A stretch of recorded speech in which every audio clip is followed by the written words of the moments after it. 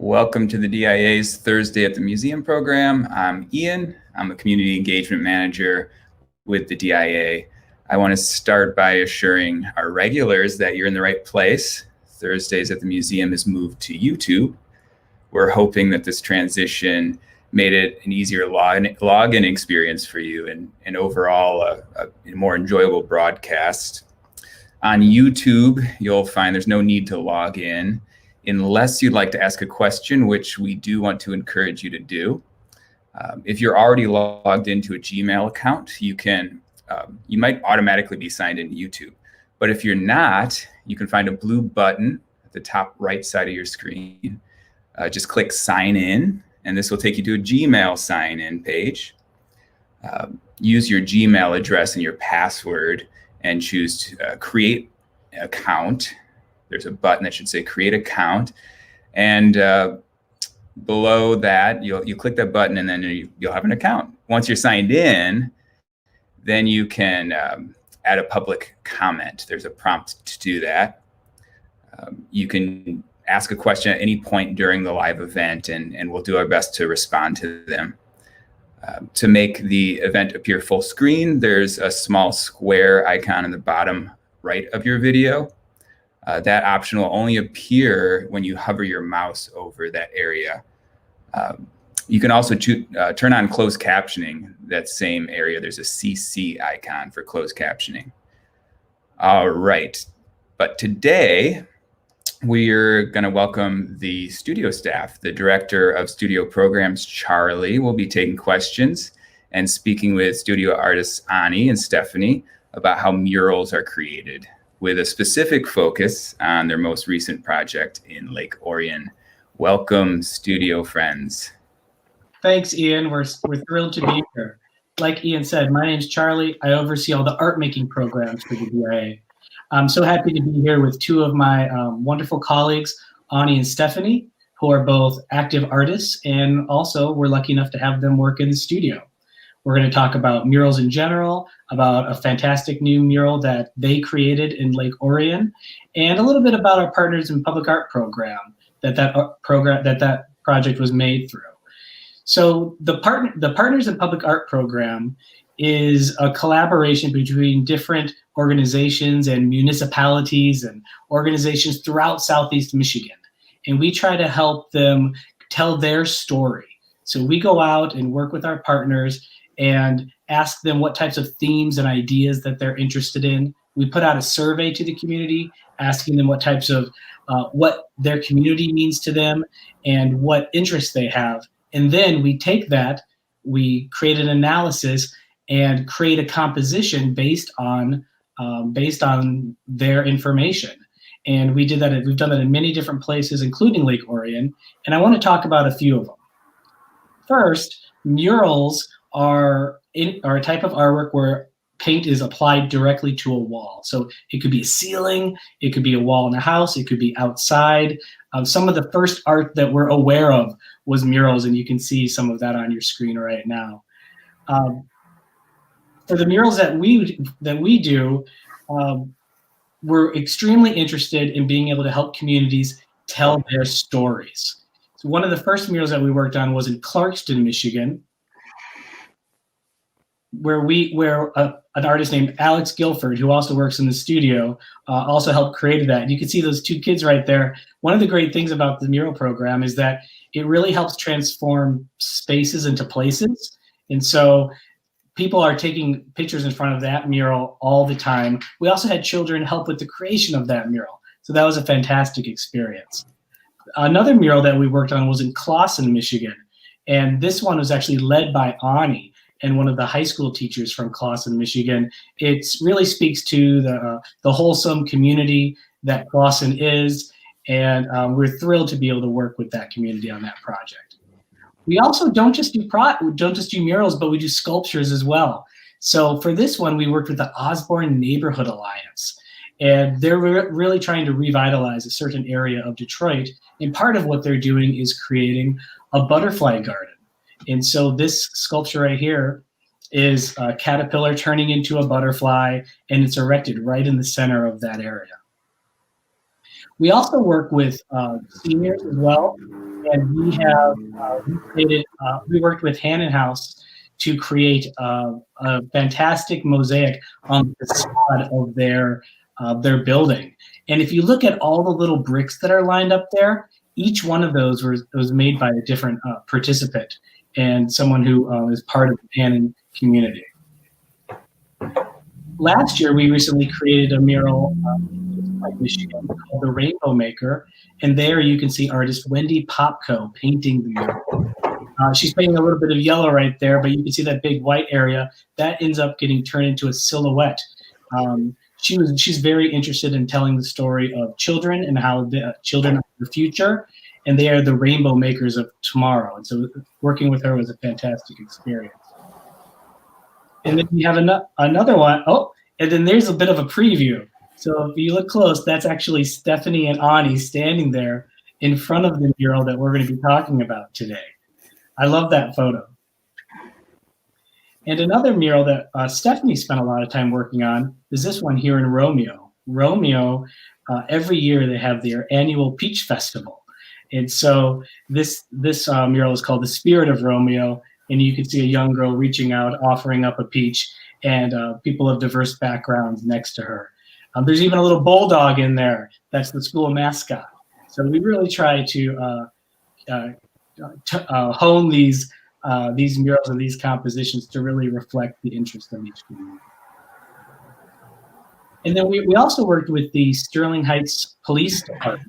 So this is a painting that's going to be turned into a mural that's going to be applied to the facade of the police station. There on the right-hand side is Nicole Mcdonald. She's actually the person that created the composition for the Lake Orion mural.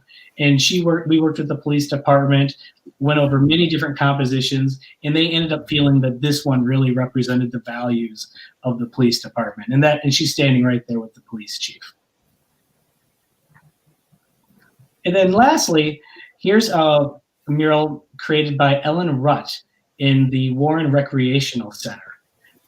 Ellen Rutt is an abstract artist, and after visiting the pool area where they have all their swimming lessons, she was really taken by the type of environment there, and she tried to reflect that environment on the wall as well in a fun and playful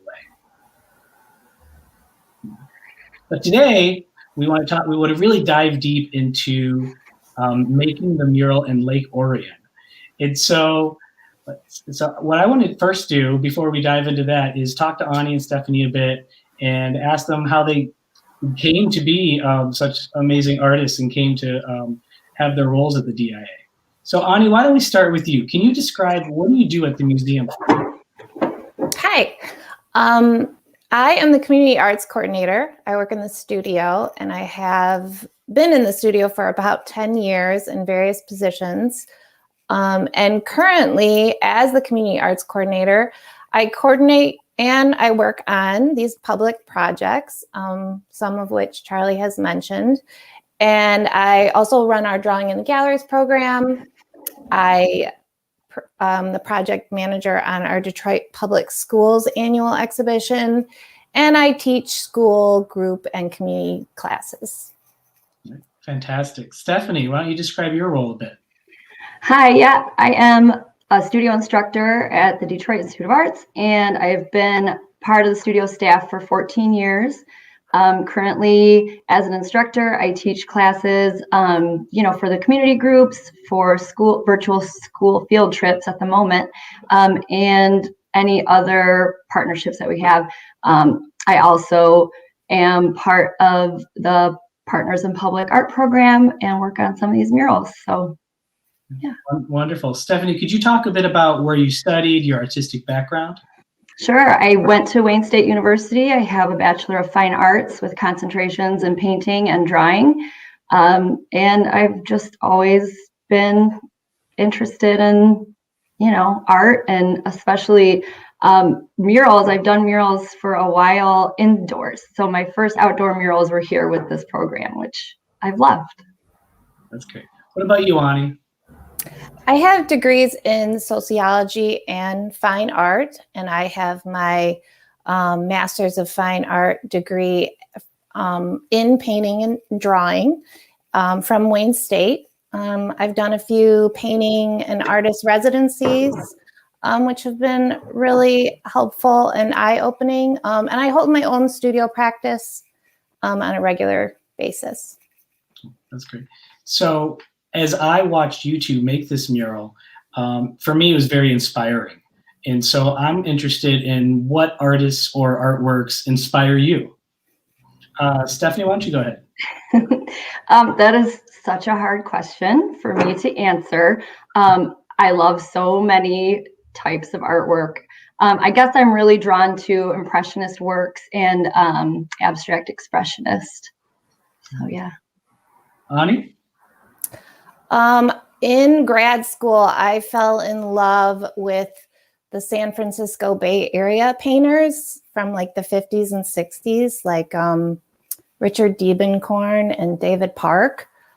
So that I just can't get enough of their work. And a contemporary artist that I love that follows in that same vein is Jenny Seville as an example of a contemporary artist I look at a lot. What is it that you like about her work? I'm a big fan of a really painterly and gesturally feel in the work. And there are recognizable objects and figures, but at the same time, the viewer can kind of question like what is happening in this piece. So it really draws me in that way. That's great. Well, you mentioned that you fell in love with some of those artists' work, and I know that a lot of people have fallen in love with this artwork that you made as well. And so we actually have a video that we'd like to show you that shows Ani and Stephanie in action.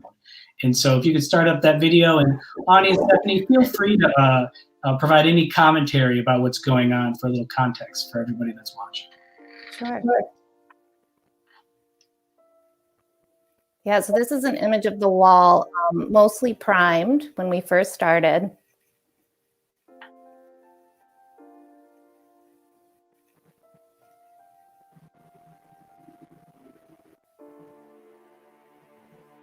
There's our lift. We took some time to get to know our big equipment. Yeah. It was a necessary part of completing a mural of this size.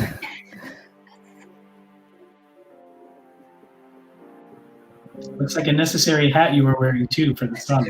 I'm very cautious of the sun. These were the nice days. Remember it started off so warm. Yep. Wearing our harnesses there. That took some getting used to, putting those on every day. I think this is towards the beginning when we were really studying the piece, and there's Stephanie pouring our paint palettes. And here we're just rolling. Yep. Sorry, Ani. No, go ahead. I was just going to say, we're just rolling on color here to get a base coat. So this is the underpainting. Yep.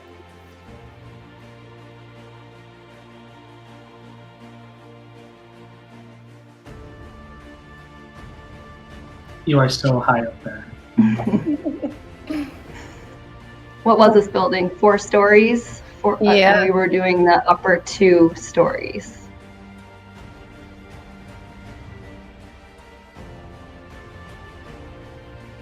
Yeah, we pretty much climbed to a roof to access the wall. So this is when we first started projecting the piece. That was kind of a trial and error. So you can see it's nighttime. We had a lot of late nights on that roof projecting. Yeah, and this was earlier in the day. I mean, we would be there in the pitch black for a couple hours, sometimes till 11 or 12 at night for, would you say 2 weeks, Ani? 8 days total? At least, yeah. Yeah.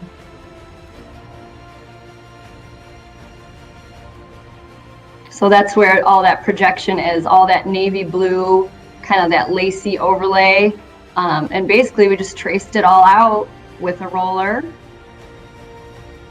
Mm-hmm. And you can see there the official mascot for the village, the dragon.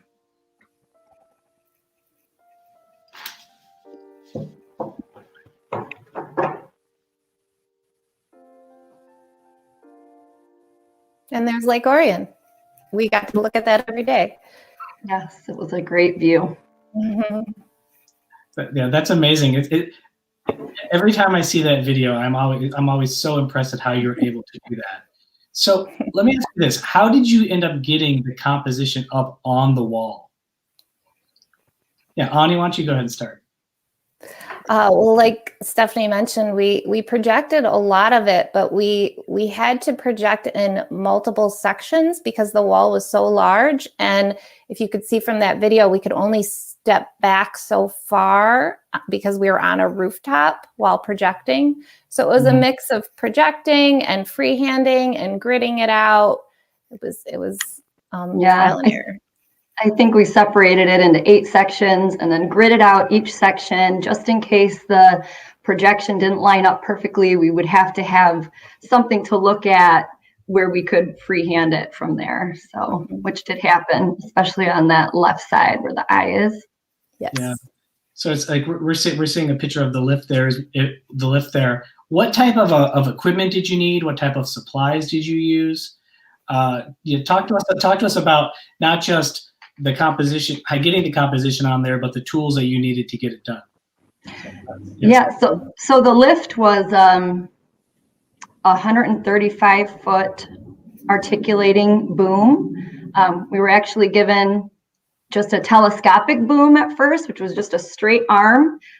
So a straight arm wasn't getting us to all the points on the wall. So we had to get a different lift and become reacquainted with a whole new piece of large equipment.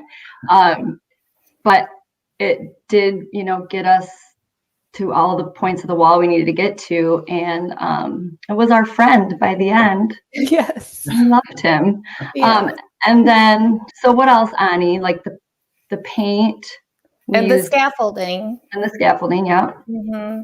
Yeah, there was a section in the center where we could reach it, but you'll see in some of these photos, it was basically like this white stripe that went down the center because reaching it on both sides was difficult. But the scaffolding helped because the scaffolding was set up right there so we could reach part of it. It was a lot of logistical. Yeah.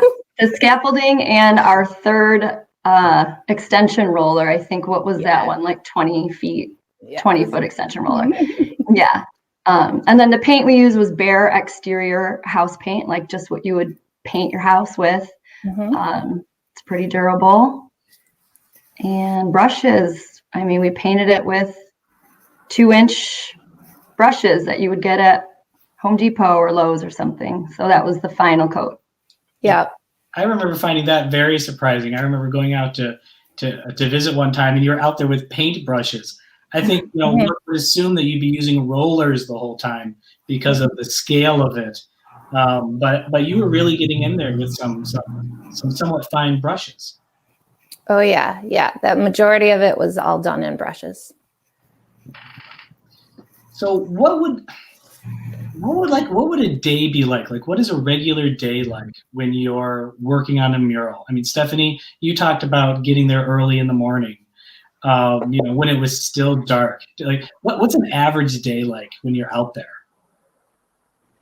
Well, we would start early. Between 8 or 9, we would finally get started probably.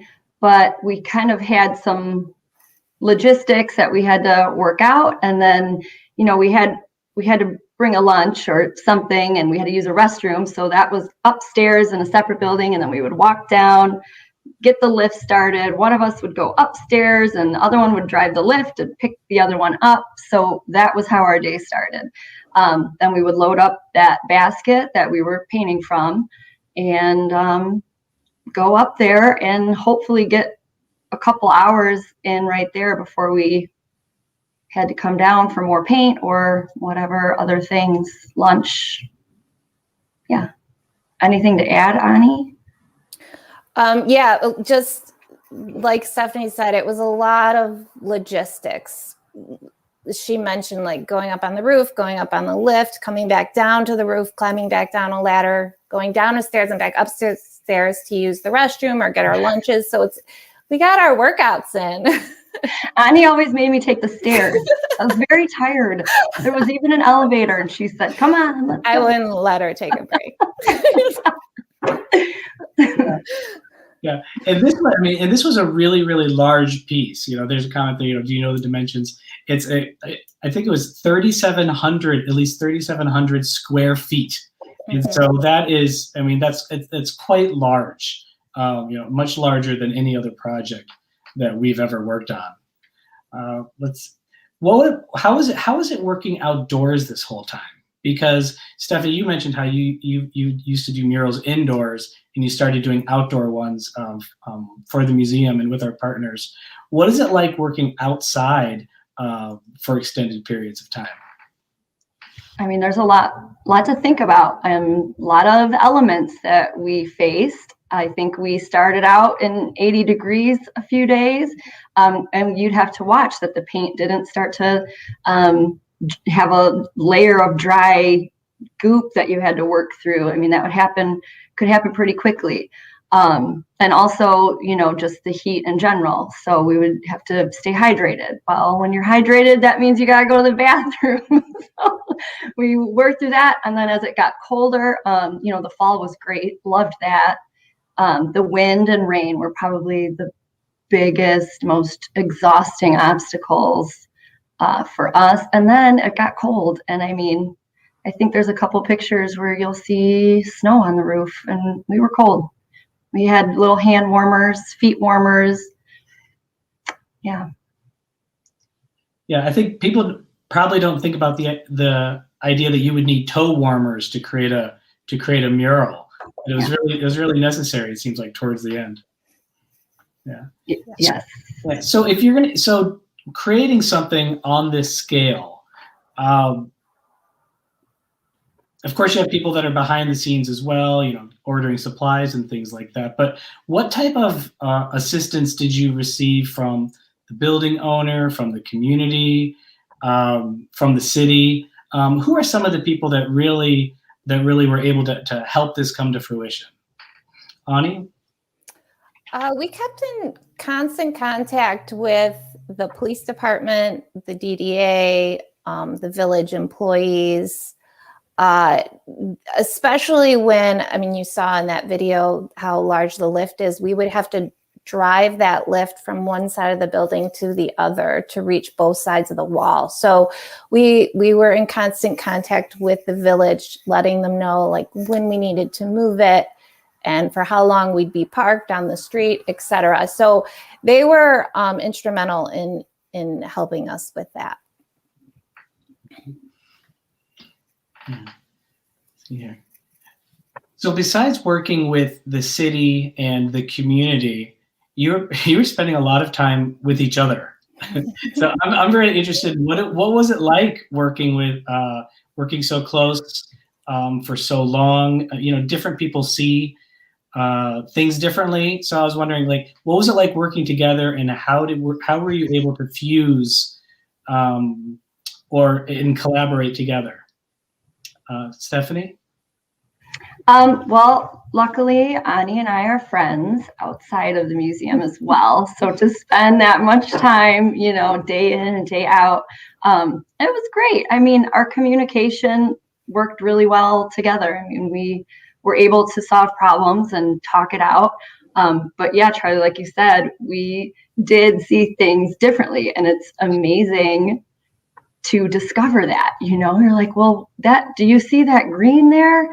And she's like, well, I don't know, here. And I'd be like, no, there. And she'd be like, oh, well, I see it there. Or this line, the angle is more like this. And then, she'd be like, no, it's more like this. And I'd finally be like, oh, yeah, okay. So there was a lot of that, which is surprising. But I think the fact that we are able to communicate well with each other, we were able to talk it through. And even if you just step back or even just say, let's look at it later. We did that quite a bit. When you say just like, let's just revisit it later.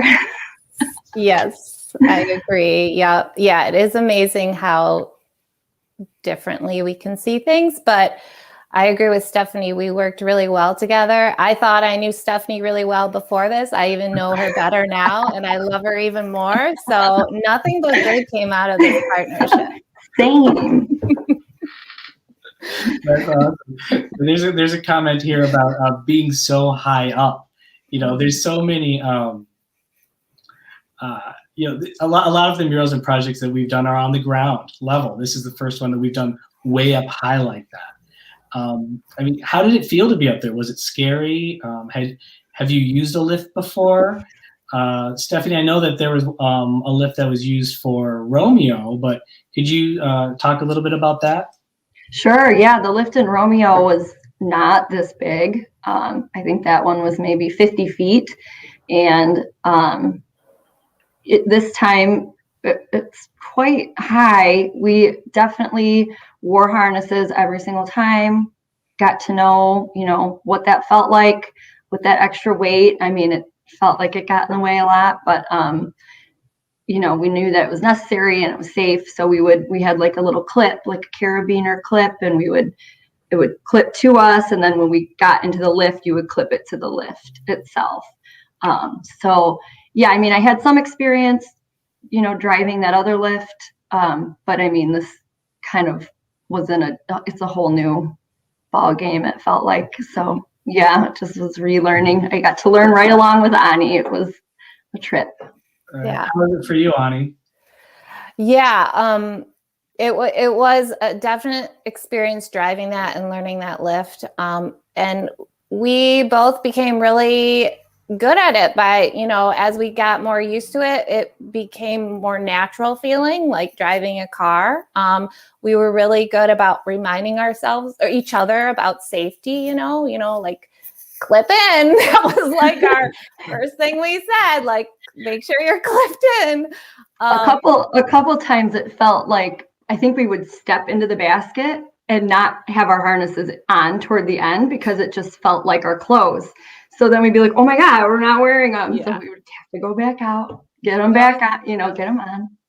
We did double checks. I think Steffi earlier on mentioned the wind, and windy days were rough, especially when you're that high up in the lift and you're kind of on that arm and it's just like swaying. I remember after first couple days, Stephanie called me and was like, oh my gosh, I have sea legs, because we'd come home and we were just like, and I personally just got used to the feeling. I'd come home and be sitting on my couch at the end of a painting day and I'm just like swaying. Yeah, exactly. It was like sitting down when you were not, you know, hadn't sat all day, and then you could just feel it just felt like you're always like this. Like you'd been on a treadmill all day or something. But the wind was rough being that high. I mean, we were like this some days. Just shivering. But we tried to work lower on windier days. Yes, that's a good point. Yeah, we had to take that into consideration. Yeah.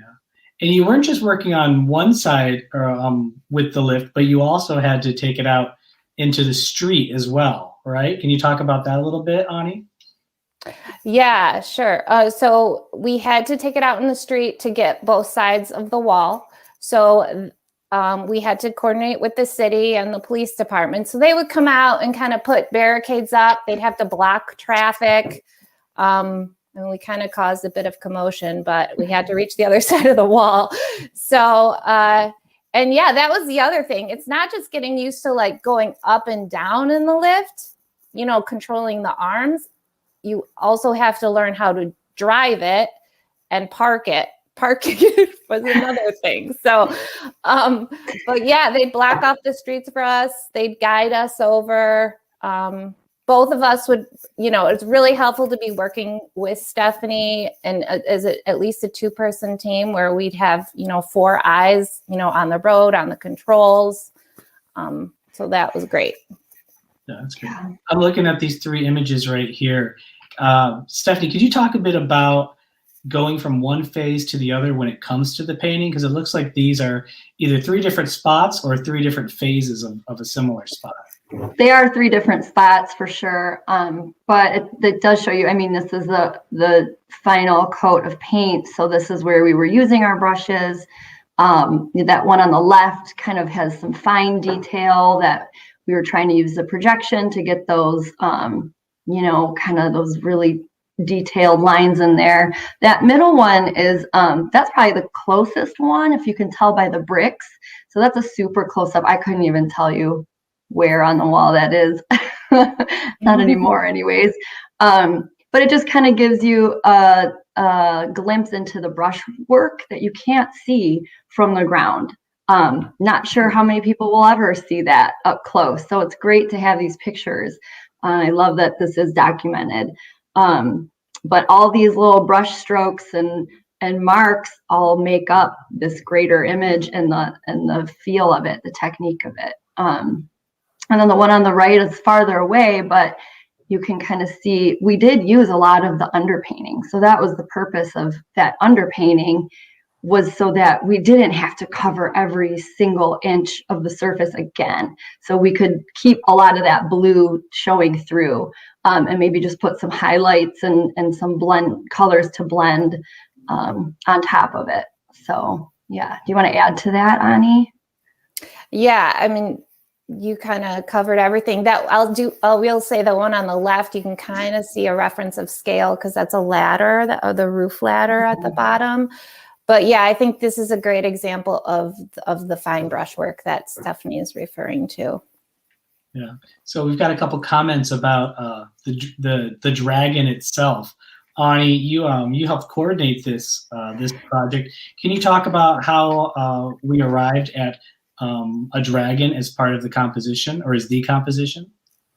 Yeah, sure. Charlie and I coordinated this project together. So we had a lot of meetings with the village and like Charlie mentioned, surveying the community leading up to this final decision of actually starting painting the mural.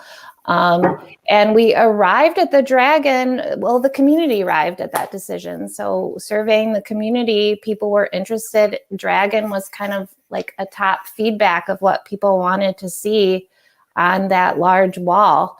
So that's how I shouldn't say we, Nicole Mcdonald, who designed the mural, came up with variations of dragon, the community, different dragon images. I think we saw it earlier on. Yeah, there was some, here's some, yep. These are some early compositions that she was working out. And then we met with the village and they finally decided on the one that you see on the wall today. So you mentioned, we both mentioned that Nicole Mcdonald was the person that designed it. And we'd worked with Nicole in the past. She's a fantastic artist based out of Detroit. What was it like working on someone else's design? I mean, oftentimes, you'll be a part of the creative process that creates what the composition is, but talk about what it was about, or how it felt to work on someone else's design, and what changes or adjustments had to be made. Stephanie? I had the privilege of working directly with Nicole on the Romeo mural. She also designed that one, and I was her assistant. And, I got to know her really well by doing that. And so just having her blessing, if you will, on Ani and I working on this, felt great. And I was comfortable, or I am comfortable with her. I am very open and I can text her, and we have both stated to each other that we can take any type of criticism and don't even see it as criticism, just as how to make it better, how to, what changes need to be made to make it work. So we definitely had open communication with her. Ani and I would send her pictures at least once a week, I would say. Ani, you think? Yep. Yeah. And then there was one main change that Ani and I actually, hoped to make. And, we're a little nervous to run it by her, but if you want to talk about that, Ani, and then I think maybe there's a couple slides of it. Yeah, sure. I agree. Nicole was great to work with. And like Stephanie said, she's really open. In that original design, you saw a round pupil. Thank you. A round pupil. We had a lot of discussions about this. around people. Stephanie and I were looking at the design one day as we were getting ready to move on that side of the eye, because we worked on the right side of the mural and then had to drive the lift over to the left. And we came to the conclusion that we were looking at a dragon, so we thought that the people's shape should change. So you'll see in the final version that we created a point at the bottom of the people to give it more of a reptilian feel, like you see right there. Yeah. So that was the major change. And Nicole was great. She listened to our feedback. She agreed. She offered advice. She came out to see it. And it worked out really well. Yeah. That's fantastic. You can see in the eye the reflection of Lake Orion there. And to speak to the comment about what the dragon represents, every year the village of Lake Orion hosts an annual Dragon on the Lake festival. And so not only do they have the festival, but they also have a dragon as their official mascot. So it was natural that the community would be interested in promoting the dragon. And there's a great question there. Why didn't Nicole paint the mural? Ani, you want to talk a little bit about that? Well, Nicole was going to paint the mural, and Stephanie and I were going to be helping her on the mural. So it was going to be a 3-person team. Unfortunately, leading up to scheduling of painting, Nicole, did she fracture her ankle, Stephanie?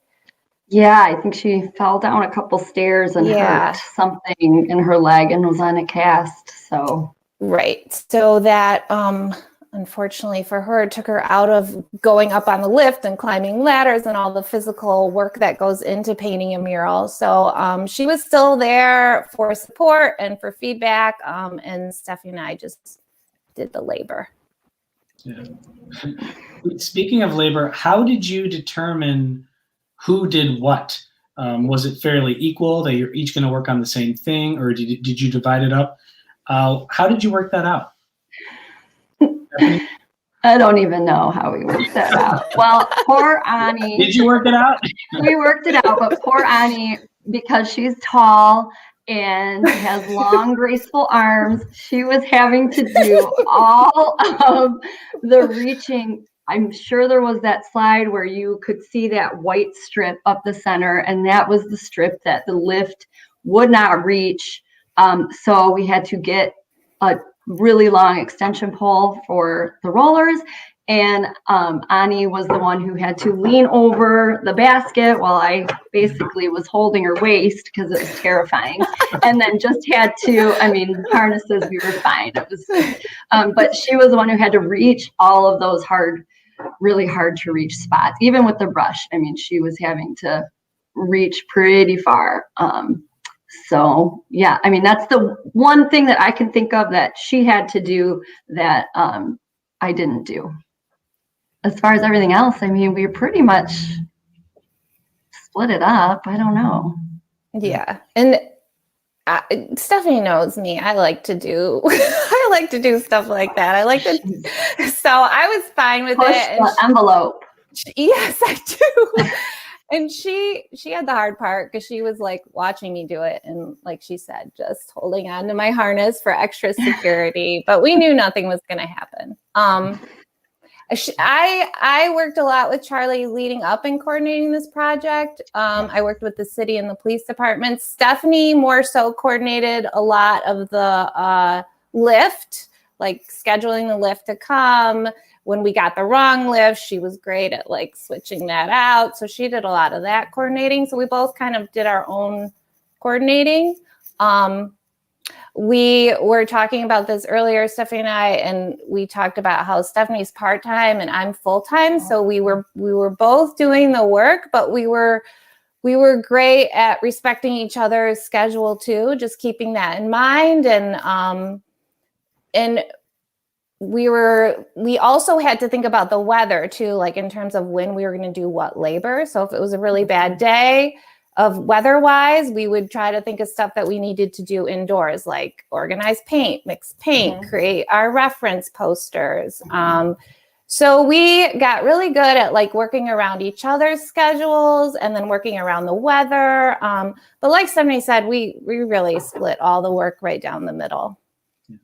That's great. There's a comment asking how tall the eye is. It can be a bit difficult to tell the size and the scale of this from some of the photos. Stephanie, how tall is that? Oh, gosh. That's a good question. Just the eye, upper lid to lower lid, right? I mean, I would estimate 20 feet. Yeah. That's amazing. I mean, you look at the picture on your screen, it's difficult to understand how large 20 feet is. Did we say what the dimensions were, top to bottom? I can't remember. I've got the square feet. I'm not sure about the exact overall, but it's a little over 3,700 square feet. So it's quite large. There's that one image of us standing on the rooftop. I think we already saw it, which gives you a scale of how large the wall is compared to Stephanie and I right at the beginning. So we look like ants. Yes. And you pointed out that ladder too. I don't know, that ladder was in that last shot, but you could see like that ladder right there from far away. I mean, it's just like on one little end of that rooftop. So yeah, it's pretty massive. That's a really good question though. We should have measured it, Stephanie, while we were out there. So if someone was driving through Lake Orion, where in Lake Orion could they find this mural? Ani? That's another good question. It is on 120 South Broadway, and it's a north-facing wall, and it's right in downtown Lake Orion. If you're on Lapeer Road and you just jut off onto Broadway, you'll see it. It's huge. Look up. Just look up a little and it'll be there. It sounds like, beyond being just a lot of work, you really had a good time working on this. I'm wondering, are there any other funny anecdotes that, Stephanie, that you might be willing to share? Oh my gosh. I wrote a couple down. I have to remember what I was thinking of. Yeah. Definitely. I mean, we'll have to talk about when we ran out of gas, Ani. Yeah. And we had no indication that gas was low. And it turns out there is no indication of when gas is low. So I can't remember if it was a colder day. I think it was pretty cold, a little windy. And it just stopped working. And we thought we did something wrong. We were panicking. Can I interject, Stephanie, that we called and they said, oh, we have a couple days left of gas. You're fine. Yes. And then within 45 minutes, we were out. So yes, because we were wondering, well, okay, at what point, does this thing run out? And we were reassured that it would be a couple days. But I mean, we had to keep it running because of how frequently we moved. Mm-hmm. So I mean, we would turn it off if we knew we were going to be there for 20 minutes. But if we were doing something for 5 minutes, it was like, all right, well, let's move again. So I can see how we ran out, but then we just had to wait. We called the technician at the rental place, and he was like, all right, we'll be there as soon as we can. But that was, an hour that we were just sitting up there. Yeah. Yeah. I think after that, we learned to take like a granola bar up with us. Oh, yeah. Yeah. We had to make sure we had the water and some snack. Yeah. Yeah. So running out of gas could cause the project to take longer than it might normally. How long did it take the project from start to finish, Ani? Well, leading up to the actual painting, it was months and months of planning. But once Stephanie and I started painting, which was the beginning of September, it took us 3 months of continuous painting to finish it. Yeah. And Stephanie, can you talk about some of the, what are the types of challenges and setbacks that occurred during this project, or that can occur during any type of large scale public art project? So this goes hand in hand with the question about working outdoors. There's one story where in the upper right-hand corner above that window, it was just like a humid day, but it was getting colder, and we had done some stuff, and we're like, all right, well, let's try to do as much as we can, before it's going to rain. So we did that, and it started raining sooner than what was showing up on our radar. So we stopped, we went in, we got some lunch, went back up, and everything had dripped down all around where those windows are. So basically we had to wait for that to dry and go back up and redo that entire section. So that was one setback we had. That was probably, we were trying to rush and get something done before the rain, thinking we were working ahead, but really it set us back a day or two. Yeah. There's a comment asking, what was the reason you started in the fall compared to another time? Ani? It just kind of, ideally it would have been great to start painting in the spring or early summer, but it takes a long time to plan these things, especially at such a large scale, and you have a lot of people involved, the village, the community, the DIA, Stephanie and my schedule. So just taking all that into consideration, it didn't get all the kinks and all the little planning parts didn't get fully worked out until that point, and we couldn't start painting until then. But thankfully it worked out. I mean, like Stephanie said, we painted in really hot days all the way through to really cold days. And we were determined to finish it before like Christmas. What was our last painting day? It was probably December 4th, I think. Mm-hmm. September, right after Labor Day, all the way to the first week of December. So that's incredible. You two are definitely troopers on this project for sure. And speaking of finishing it, we have a video here that shows right near the end.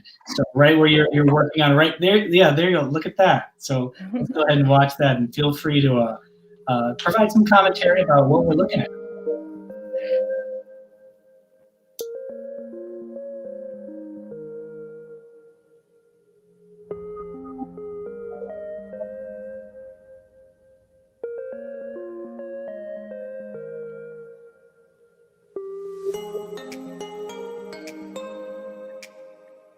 You can really see the scale here. You can see the mural, in the whole scene.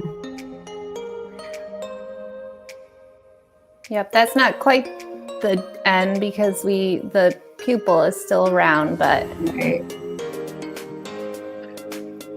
And us being two women on that lift, I wanted to mention this earlier. I think we got a few double takes up there. We did.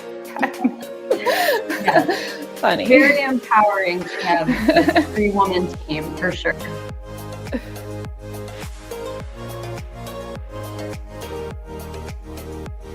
Yeah, so this video kind of shows the middle towards when we finally completed the piece, and more of the community. It kind of gives you a reference to where the wall is in terms of being in Lake Orion.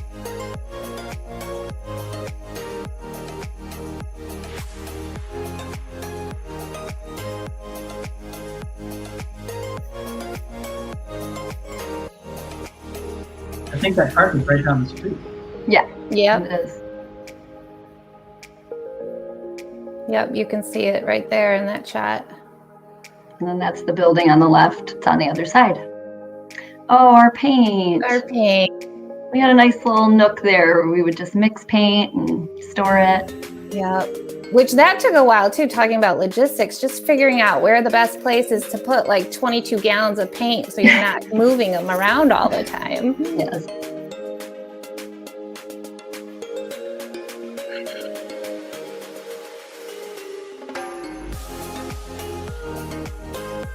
And what Stephanie was saying earlier about the dripping of paint, we were wondering also if that was just like fog and condensation coming off of the lake too, affecting that paint on the wall. Yeah, just like felt wet. Mm-hmm. Everything was just drippy.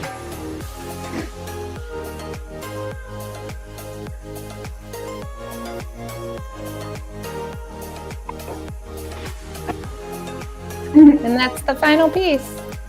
A little thumbs up. And jump. And jump. Missed it. Oh, fantastic. So thinking back now about this project and everything you learned, Ani, how does this mural compare to other public art projects that you've worked on?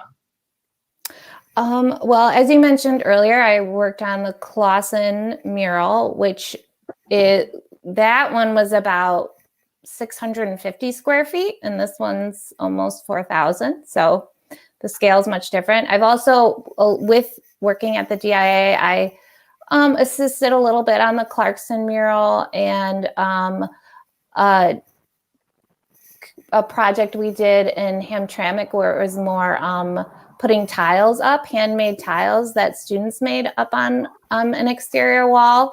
So this was different, mostly in terms of scale, and being able to work with Stephanie one-on-one for such a long period of time, which was really nice.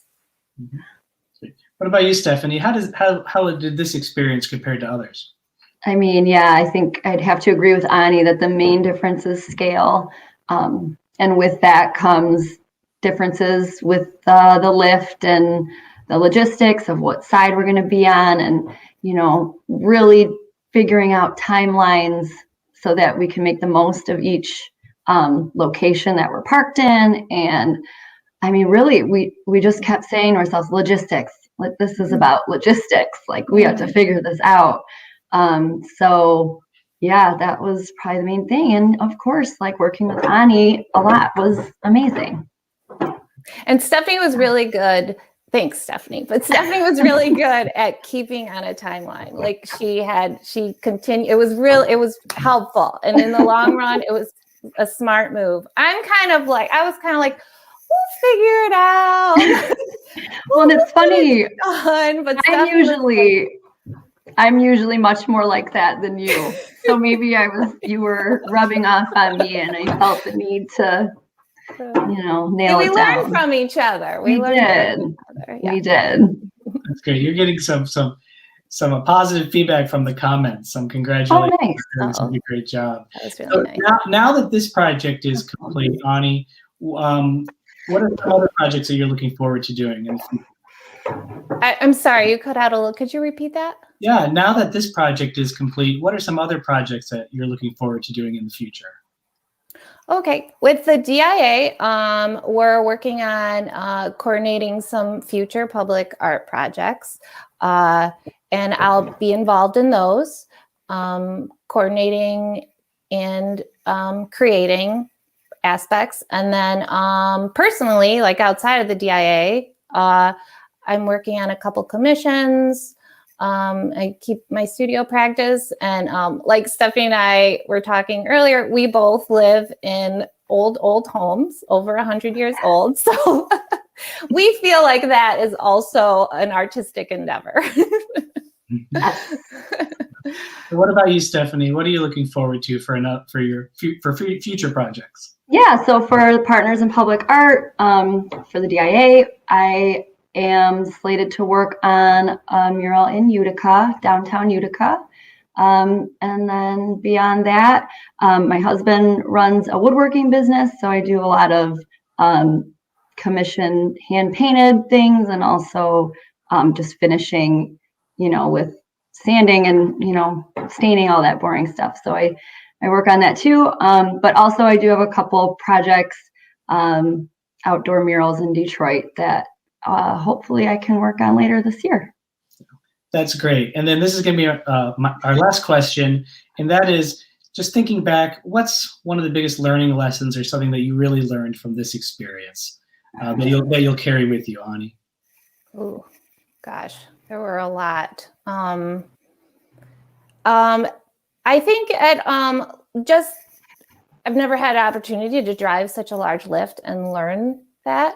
And I guess that gives one confidence to move forward and tackle something as large as that in the future. I mean, as a side story, my mom was talking, we have a place up north, and my mom was saying, like, you can't drive the tractor, only Dad can drive the tractor. And I told her, well, I can drive 130-foot lift. I can drive a tractor. So it's kind of just like, I feel like I could just throw that out there and, you know, be able to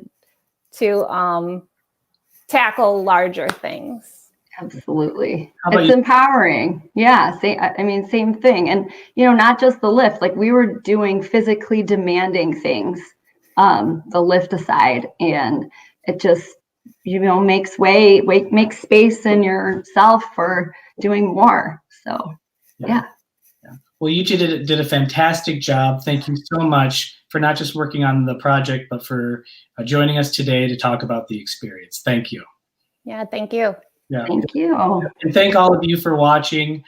We really hope you enjoyed this conversation, and we hope that you join us next week on Thursdays at the museum for a fascinating discussion about ashcan art. Thank you.